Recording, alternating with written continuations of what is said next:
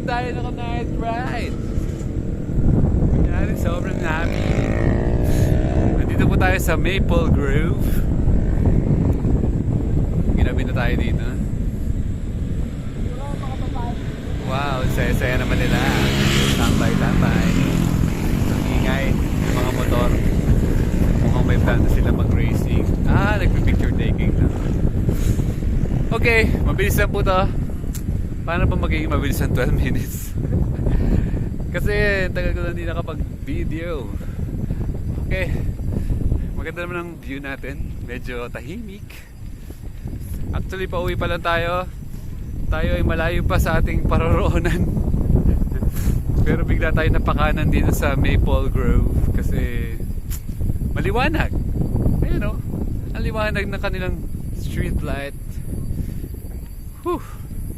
So hindi ko bibilisan, babagalan ko kasi ayoko masyadong lumayo. Out of way itong aking dinaanan ngayon. Ano kaya magandang topic for tonight? Anong gusto niyong topic? Ay, hindi pala to live, di kayo hindi kayo makaka-react.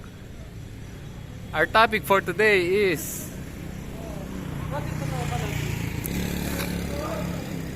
anong magandang topic na pasok sa ating sitwasyon ngayon? Happiness? Pwedeng loneliness? Pwedeng satisfaction? Or joyous life? Dami nagmumotor oh. Ang saya-saya nila oh. Ang saya-saya nila. Dami nagmumotor oh. Nag-enjoy lang sila dito oh. Yun. So happy lang ang mga tao kasi nakakapag-ride. Ako happy rin ako ngayon kasi nakapag-ride na ako after. Ngayon lang ulit ang sunod-sunod na araw na lumalabas. Umalis tayo kahapon, hindi pa tayo umuwi. Ganyan yung gusto natin mga lakad. Aalis ka lang tapos di mo alam kung kailan ka uuwi. Tama, may gamit ako dyan oh. Diba, alam nyo naman na ako'y nakatravel ng 3 buwan na 7 kilos lang ang dala ko. So, ilan pa kaya ang aking matatravel kung meron akong ganitong nagpipictorial si Kuya. Okay, dito tayo sa gilid. Dito maganda mag-stay muna para makapag-isip-isip. Hirap na nagbabike tapos nagbablog pa. Okay, this is it. Anong topic natin for tonight? Pero mag-ano muna tayo. Tawag doon. Inhale, exhale. Inhale. Exhale. Inhale. Exhale. And one more. Inhale. Exhale. Super happy tayo today kasi saya talaga pag nakapag-ride. Kumbaga talagang feel mo na you are with yourself. You are in control of your life. Kasi ito, ilang beses ko na itong iniisip eh. Talagang we are created to travel. Mag-ikot, mamasyal, magliwaliw. Maraming bad things na nangyayari sa'yo kapag hindi ka na mamasyal. Possible na bored ka na, or pwede kang maging lonely. Yeah. So feeling ko ang daming nasusolusyonan kapag ikaw ay nagta-travel. Please, wag mong tawag dyan? Wag mong ipagkait sa sarili mo ang pagta-travel kasi agenda yan ng nasa kabilang ibayo.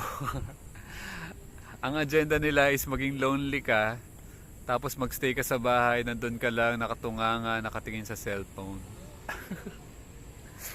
Na sa totoo lang, hindi ka meant to stay at the house kasi kailangan namamasyal ka, umiikot ka, marami ka nakikitang mga bagong bagay, bagong lugar tulad niyan. Ayan. So, anong klaseng travel ba ang gagawin mo? Actually, kung gusto mo talaga ng buhay sakto, kailangan mo talagang bumili ng bike. Kahit anong edad ka, bili ka ng bike. Kasi, okay din maglakad. Walking, okay din walking. Pero gusto mo makalayo, bike talaga. Marami kang mararating, marami kang madidiscover, at pwede kang tumigil. Ako lagi, nasar ako pag may mga lakad na nagmamadali. Kasi namamasyal nga pero hindi mo naman matigilan yung mga gusto mong makita. Alam niyo yun, yung parang aso. Yung aso na may daladalang nakatali. Yung aso, gusto niyang amoy-amoyin, mag-amoy-amoy dyan, magtingin-tingin. Tapos sinihila na siya. So, ayoko nung ganong travel. Gusto ko yung pag nagta-travel ako. Aamuyin ko muna yung paligid. Ano kaya meron dito? Ba't kaya ang daming tao? Ba't kaya ang daming nagmumotor? Kasi ang liwa-liwanag eh. Nag-enjoy yung mga tao. Ayan o. Oh, see? Enjoy lang sila. Walang requirement, walang helmet. So, yun yung importansya ng travel. So, meron mga normal na travel. Pwede ka mag-travel ng once a week. Bike ka lang. Start ka lang ng 3 kilometro, 5 kilometro, hanggang maabot ka ng 10 kilometro, hanggang patagal ka na ng patagal. At pahaba ka na ng pahaba. Meron din mga travel na meron ka dapat weekly. Meron kang monthly. Yung monthly, mga ano yun, mga 2 araw na walang uwian. Lalo na pag single ka, tapos wala kang masyadong iniintindi sa buhay, i-enjoy mo yung pagiging alone in life. Kasi marami kang mararating. Marami kang mapupuntahan. Tapos meron din tayo gagawin ko na yung regular sa akin life. Gusto ko nakapag-travel ako weekly. Meron akong hindi naman daily. Kasi kailangan may mga asikasuhin ka rin sa buhay na iba. Meron ding monthly. Ito na yung ginawa ko monthly kasi nakapag-overnight ako tonight. Mga 2 to 3 nights yan. So, meron ka dapat ganun. Meron din akong, meron pa pala ako next week. Ayan. Kahit twice a month pwede. Na meron kang overnight. 2 to 3 nights. Tapos, merong once a year. Yung once a year ko, ginawa ko ng 3 buwan. Walang uwian. Kaya nyo yan. Kayang-kaya. Kasi maganda dito sa Land of Ophir. Ang dami mong mapupuntahan. Try mo mag-Cebu. Pag nasa Cebu ka na, pwede ka na mag-Bohol, pwede ka na mag-Siquijor, pwede ka na mag-Dumaguete, pwede ka na... Ang dami mo na mararating. So, yun ang maganda sa Ophir, ang daming islands. Feeling mo talagang ang dami mo na pupuntahan, pero malalapit lang. Halimbawa, doon, pumunta ka ng Cebu, ang dami mo na mararating. O kaya, nandito ka lang sa Luzon, ang dami mong mababike, mapupunta mo lahat. May target nga ako, pupunta ako ng Pampanga, baka November. Sinong gusto makipag-meet? Sinong taga dyan ng taga Pampanga? Baka mga first week. Ang ingay na motor nyo! Okay, ganoon lang tayong 3 minutes. So, i-share mo naman yung mga plano mo. Pwede ka mag-comment dito. Baka nasa moment ka na rin na parang feeling mo parang hindi ka na masaya sa life. Isa sa magpapasaya sa'yo ay travel. Mag-travel ka next month. Huwag mo nang patagalin. Pag pinatagal mo yan, makakalimutan mo yan. 3 nights lang. Halimbawa, taga Boracay ka. Gusto mong pupunta ng Maynila. Nung isang araw may nakita akong ticket, 1,000 lang oh. Balikan, 2,000. Hindi nakapasyal kang Maynila. Hanap ka lang ng friend na taga Manila na hindi ka nagagastos ng accommodation. Kaya importante marami kang friends from all over the country. Para hindi ka gagastos ng na accommodation. Gumastos ka na lang ng pagkain, pakainin mo yung mga friends mo na pinirhan mo. Di ba ang saya na nun? Piling ko isa na yun sa mga advocacy ko sa buhay, pasayahin ang mga ibang tao pag dinadalo ko sila. Ayan.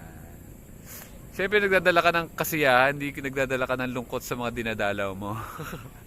Gusto mo pasyalan sila kasi masaya sila pag nandyan ka. Oh. Huwag ka na pupunta doon sa lugar na mas malungkot sila pag pumunta ka. Dapat pupunta ka doon dahil alam mo magiging maligaya sila dahil sa inyong presensya. Okay ba sa'yo? Ayan. So, yan ang naging topic natin, travel. Don't forget, magplano ka ng weekly, may monthly, tapos yearly. Huwag mo isipin ang gastos, hindi kailangan ng gastos. Maglakad-lakad ka nga lang mag-isa sa kalye, pwede na yan. Okay? Basta importante, nakaka-travel ka, nakakaikot ka, nakakaalis ka ng bahay, hindi ka na i-stuck. Huwag kang magpapa-stuck. Walang naghaharang sa'yo na magstay ka ng bahay. Pwede kang lumayo, pwede kang mamasyal, pwede mong ipasyal ang sarili mo, meron kang paa. Pero pinakamaganda, meron kang bike. Ayan, pag meron kang bike, ang dami mo nang mararating. Woo! Woo! Woo! Kung pwede nga alam ulit mamasyal ng ano. Gagawin ko yun. Magkukumpleto ako ng mga gamit ko. Tapos yung aalis ako. Tapos wala akong isipin kung saan ako pupunta. Isipin ko na lang paglabas ko na saan kaya makapunta. Pero kumpleto ka ng gamit. Mga pang 3 araw. Ganun. Para talagang ano ka ang tawag doon? On the go. Kahit saan ka dalhin. Okay, palabas na tayo ng Maple Grove. Dan tayo dito. Whoop! May rampa. Whoop! Yo! Thank you for watching. This is your Buhay Sakto. Always live life to the fullest. Enjoy life and enjoy your night. Enjoy your watching. Thank you for watching. I love you all. Peace! Kapayapaan sa inyong lahat. Daming tao dito. Woo! Ayan, 9 seconds. Stop ko na to.